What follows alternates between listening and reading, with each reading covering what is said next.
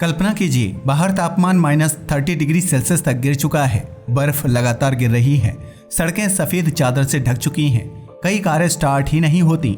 ठंडी हवा कुछ ही मिनटों में इंसान के शरीर का तापमान तेजी से गिरा सकती है। लेकिन ठीक उसी समय रूस की राजधानी मॉस्को के नीचे धरती के लगभग 60 से 80 मीटर अंदर लाखों लोग बिल्कुल सामान्य तरीके से अपने ऑफिस जा रहे हैं। ट्रेनें हर कुछ मिनट में आ रही हैं। स्टेशन गर्म है, कहीं बर्फ नहीं, कहीं फिसलन नहीं, और कहीं भी ऐसा नहीं लगता कि ऊपर दुनिया की सबसे कठोर सर्दियों में से एक अपने चरम पर होती है। यही है मॉस्को मेट्रो, जिसे दुनिया की सबसे खूबसूरत मेट्रो सिस्टम्स में गिना जाता है। लेकिन इसकी असली खूबसूरती संगमरमर की दीवारों या झूमरों में नहीं, बल्कि उस इंजीनियरिंग में छिपी है जो इसे रूस की खतरनाक सर्दियों के दौरान भी बिना रुके चलाती रहती है। सवाल यह है कि जब ऊपर पूरी राजधानी बर्फ से जूझ रही होती है, तब जमीन के नीचे यह पूरा सिस्टम कैसे सामान्य रहता है? आखिर इतनी ठंड में ट्रैक पर बर्फ क्यों नहीं जमती? बिजली की सप्लाई कैसे बनी रहती है? लाखों यात्रियों की गर्मी और सुरंगों का तापमान कैसे नियंत्रित किया जाता है? और अगर बाहर बर्फीला तूफान आ जाए तब भी ट्रेनें समय पर कैसे चलती रहती हैं? इन सभी सवालों के जवाब समझने के लिए हमें सबसे पहले मॉस्को मेट्रो की शुरुआत तक जाना होगा। साल 1935। उस समय सोवियत संघ तेजी से औद्योगिक विकास कर रहा था। मॉस्को की आबादी लगातार बढ़ रही थी और सड़कों पर ट्रैफिक भी पहले से कहीं ज्यादा हो चुका था। सरकार समझ चुकी थी कि केवल सड़कें बनाकर इस शहर को भविष्य के लिए तैयार नहीं किया जा सकता। तब फैसला लिया गया कि शहर के नीचे एक विशाल अंडरग्राउंड रेलवे बनाई जाएगी। लेकिन शुरुआत से ही इंजीनियर्स के सामने एक बड़ी चुनौती थी। मॉस्को में केवल बर्फ ही समस्या नहीं थी। यहाँ की मिट्टी कई जगह नरम थी, कुछ हिस्सों में भूजल काफी ऊपर था और सर्दियों में जमीन का ऊपरी हिस्सा जम जाता था। अगर सुरंगें गलत तरीके से बनाई जाती तो कई साल बाद उनमें दरारें आ सकती थी। इसलिए इंजीनियर्स ने सिर्फ सुरंग नहीं बनाई, बल्कि पूरे सिस्टम को भविष्य की कठोर सर्दियों को ध्यान में रखकर डिजाइन किया। कई स्टेशन सामान्य मेट्रो स्टेशन की तुलना में कहीं अधिक गहराई में बनाए गए। उन्हें बहुत गहराई में बनाया गया ताकि ऊपर के मौसम का असर नीचे तक ना पहुंचे। जैसे जैसे गहराई बढ़ती है, धरती का तापमान उतना ही स्थिर होता जाता है। यही कारण है कि बाहर चाहे -30 डिग्री सेल्सियस हो या 30 डिग्री सेल्सियस, जमीन के काफी नीचे तापमान अपेक्षाकृत स्थिर रहता है। यही मॉस्को मेट्रो की सबसे पहली सुरक्षा परत है। लेकिन सिर्फ गहराई ही काफी नहीं थी। सुरंगों की दीवारों में मोटा कंक्रीट, वाटरप्रूफ लेयर्स और मजबूत स्टील रीइंफोर्समेंट का इस्तेमाल किया गया ताकि बाहर की ठंड, मिट्टी का दबाव और पानी तीनों का असर कम से कम हो। समय के साथ यह नेटवर्क बढ़ता गया। आज मॉस्को मेट्रो सैकड़ों किलोमीटर लंबा नेटवर्क बन चुका है, जिसमें हर दिन लाखों लोग सफर करते हैं। लेकिन इतनी बड़ी अंडरग्राउंड दुनिया को चलाना आसान नहीं है। सर्दियां शुरू होने से कई महीने पहले ही तैयारी शुरू हो जाती है। जैसे ही मौसम विभाग तापमान गिरने का अनुमान देता है, मेट्रो अथॉरिटी अपने विंटर इंस्पेक्शन प्रोग्राम पर काम शुरू कर देती है। हर ट्रैक, हर स्विच, हर सिग्नल और पूरे पावर सप्लाई सिस्टम की बारीकी से जांच की जाती है, क्योंकि सबसे छोटी खराबी भी लाखों यात्रियों को प्रभावित कर सकती है। सबसे ज्यादा ध्यान दिया जाता है ट्रैक स्विचेस पर। अगर आपने कभी रेलवे लाइन को गौर से देखा हो तो आपने वह हिस्सा जरूर देखा होगा जहां ट्रेन एक ट्रैक से दूसरे ट्रैक पर जाती है। इसे ही स्विच या पॉइंट कहा जाता है।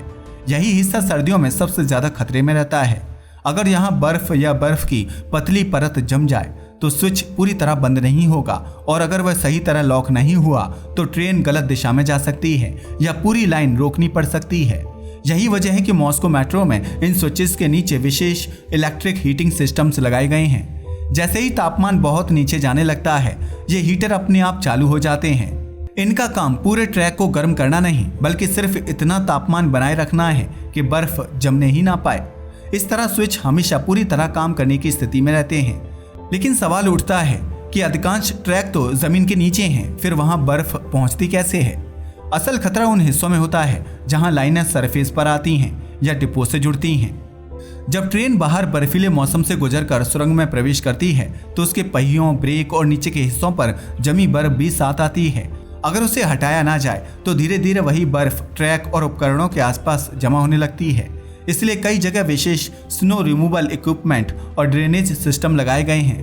ट्रेन जैसे ही अंदर आती है, अतिरिक्त बर्फ और पिघले हुए पानी को नियंत्रित तरीके से हटाया जाता है ताकि सुरंग के अंदर नमी जमा ना हो।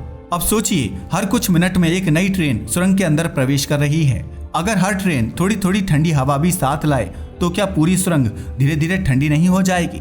सुनने में यह बात सही लगती है, लेकिन असलियत इससे बिल्कुल अलग है। मॉस्को मेट्रो के अंदर हर दिन लाखों लोग यात्रा करते हैं। हर इंसान का शरीर लगातार ऊष्मा यानी कि हीट पैदा करता रहता है। इसके अलावा ट्रेनों के electric motors, braking systems, lighting, accelerators, transformers और दूसरे इलेक्ट्रिक इक्विपमेंट भी लगातार हीट पैदा करते हैं। इन सभी स्रोतों से इतनी गर्मी निकलती है कि अंडरग्राउंड वातावरण स्वाभाविक रूप से बाहर की तुलना में काफी गर्म रहता है। लेकिन अगर यही गर्मी लगातार बढ़ती जाए तब भी समस्या पैदा हो सकती है। इसलिए मेट्रो के अंदर सिर्फ हीटिंग सिस्टम नहीं बल्कि एक बेहद उन्नत वेंटिलेशन नेटवर्क भी काम करता है। पूरे नेटवर्क में विशाल वेंटिलेशन शाफ्ट्स यानी हवा निकालने और पहुंचाने वाली सुरंगें बने हुए हैं।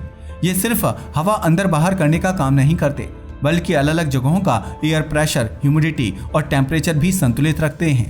सर्दियों में इनका संचालन सामान्य दिनों से अलग तरीके से किया जाता है। पहले बाहर की ठंडी हवा को सीधे सुरंगों में नहीं जाने दिया जाता, फिर जरूरत के अनुसार उसे अलग अलग हिस्सों में भेजा जाता है ताकि अचानक तापमान गिरने से किसी भी उपकरण पर असर ना पड़े।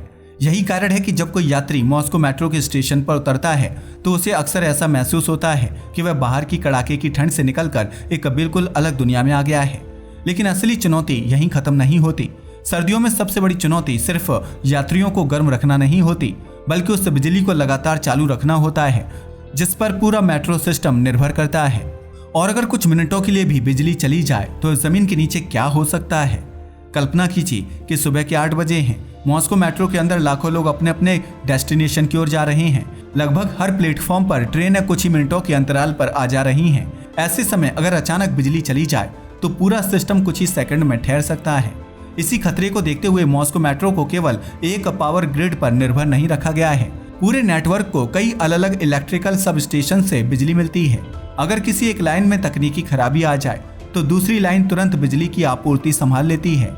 इसके अलावा कई महत्वपूर्ण स्टेशंस और कंट्रोल सेंटर्स पर बैकअप पावर सिस्टम्स भी मौजूद रहते हैं ताकि जरूरी उपकरण चलते रहें और यात्रियों की सुरक्षा प्रभावित ना हो। लेकिन केवल बिजली होना ही काफी नहीं है। इतने बड़े नेटवर्क में यह भी जरूरी है कि हर ट्रेन की स्थिति पर हर समय नजर रखी जा सके। यही काम करता है मॉस्को मेट्रो का सेंट्रल कंट्रोल सेंटर। यह एक ऐसा नियंत्रण केंद्र है जहां विशाल स्क्रीन पर पूरे नेटवर्क की हर ट्रेन, हर सिग्नल और हर स्टेशन की गतिविधि लगातार दिखाई देती रहती है। अगर कहीं किसी ट्रेन की गति सामान्य से कम हो जाए या किसी ट्रैक पर कोई असामान्य स्थिति बन जाए तो कंट्रोल सेंटर को तुरंत सूचना मिल जाती है। सर्दियों के दौरान इस निगरानी का महत्व और भी बढ़ जाता है क्योंकि बाहर बर्फीले तूफान का असर सबसे पहले उन हिस्सों पर पड़ता है जहां ट्रैक जमीन के ऊपर आते हैं। अगर किसी जगह बर्फ तेजी से जमा होने लगे तो मेंटेनेंस टीम तुरंत वहां पहुंच जाती है। यही कारण है कि मॉस्को मेट्रो में मरम्मत का काम केवल खराबी आने के बाद नहीं होता बल्कि उससे पहले ही संभावित समस्याओं को रोकने की कोशिश की जाती है। रात के समय जब अधिकांश ट्रेनें बंद हो जाती हैं तब इंजीनियर और technician track, cable, signal, braking system और सुरंगों की बारीकी से जांच करते हैं। कई जगह विशेष इंस्पेक्शन व्हीकल्स भी इस्तेमाल किए जाते हैं जो सामान्य ट्रेनों की तरह ट्रैक पर चलते हैं, लेकिन उनके नीचे लगे सेंसर रेल की बेहद छोटी छोटी खामियों का भी पता लगा लेते हैं। अगर कहीं रेल में दरार बनने के शुरुआती संकेत भी मिलें तो सिस्टम उसे पहले ही पहचान लेता है और मरम्मत कर दी जाती है। अब सवाल यह है कि इतनी ठंड में ट्रेनें खुद कैसे काम करती हैं, क्योंकि केवल ट्रैक ही नहीं बल्कि ट्रेन के अंदर मौजूद सैकड़ों मैकेनिकल और इलेक्ट्रिकल पार्ट्स भी ठंड से प्रभावित हो सकते हैं। इसलिए मॉस्को मेट्रो की ट्रेनों को केवल सामान्य मौसम के लिए नहीं बल्कि रूस की कठोर सर्दियों को ध्यान में रखकर डिजाइन किया जाता है। इनकी दरवाजों पर विशेष रबर सील्स लगाए जाते हैं ताकि ठंडी हवा अंदर कम प्रवेश करे। ब्रेकिंग सिस्टम में ऐसे लुब्रिकेंट्स इस्तेमाल किए जाते हैं जो बेहद कम तापमान पर भी गाढ़े नहीं होते। इलेक्ट्रॉनिक उपकरणों को नमी और बर्फ से बचाने के लिए अतिरिक्त सुरक्षा दी जाती है। जब ट्रेन रात में डिपो में लौटती है तब उसकी केवल सफाई नहीं होती, उसके नीचे लगे पहियों, ब्रेक, सस्पेंशन, मोटर और इलेक्ट्रिकल कनेक्शंस की भी जांच की जाती है। अगर कहीं बर्फ या जमी हुई आइस की परत जमा हो गई हो तो उसे पूरी तरह हटाया जाता है। यही रोजाना की तैयारी अगले दिन हजारों ट्रेनों के संचालन को बिना रुकावट संभव बनाती है। लेकिन मॉस्को मेट्रो केवल एक ट्रांसपोर्ट सिस्टम नहीं है, इसका एक और बेहद महत्वपूर्ण इतिहास भी है। द्वितीय विश्व युद्ध के दौरान जब मॉस्को पर हवाई हमलों का खतरा मंडरा रहा था तब यही गहरे अंडरग्राउंड स्टेशन हजारों लोगों के लिए सुरक्षित आश्रय बन गए थे। कई स्टेशन इतने गहरे बनाए गए थे कि लोग वहां घंटों तक सुरक्षित रह सकते थे। कुछ जगहों पर अस्थायी अस्पताल बनाए गए, बच्चों के लिए सुरक्षित स्थान तैयार किए गए और आवश्यक सेवाएं भी चलाई गईं। यानी जिन सुरंगों का निर्माण यात्रियों के लिए हुआ था, वही कठिन समय में शहर की सुरक्षा का हिस्सा भी बन गई। आज भी मॉस्को मेट्रो के कई स्टेशन बेहद गहराई में बनाए गए हैं।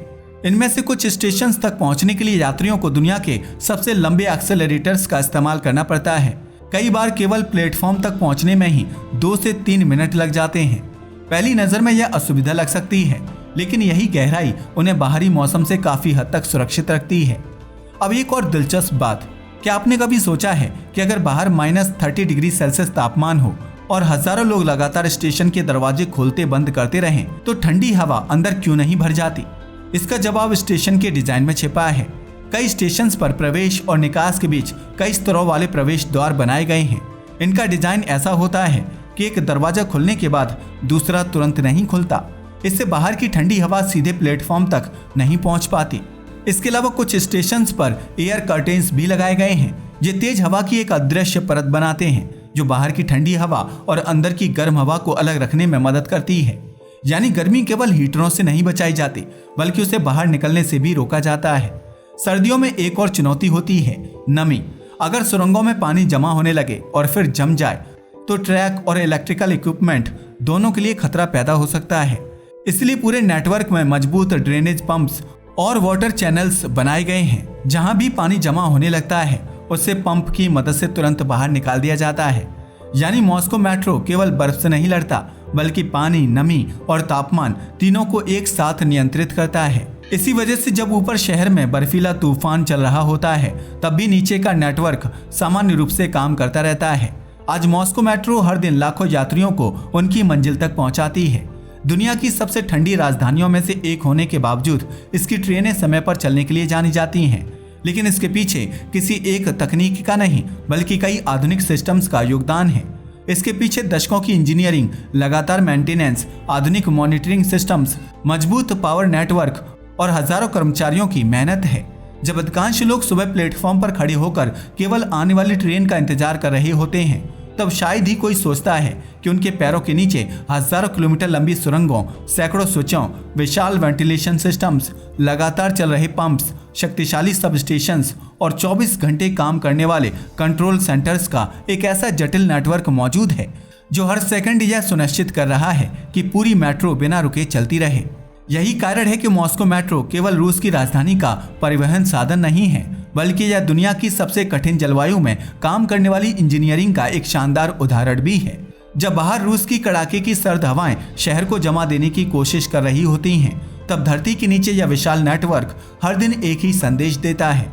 अगर योजना, तकनीक और रख रखाव सही हो, तो प्रकृति की सबसे कठिन चुनौतियों के बीच भी लाखों लोगों का जीवन बिना रुके आगे बढ़ सकता है। आज के लिए बस इतना ही। वीडियो पसंद आया हो तो इसे लाइक और शेयर करें। धन्यवाद।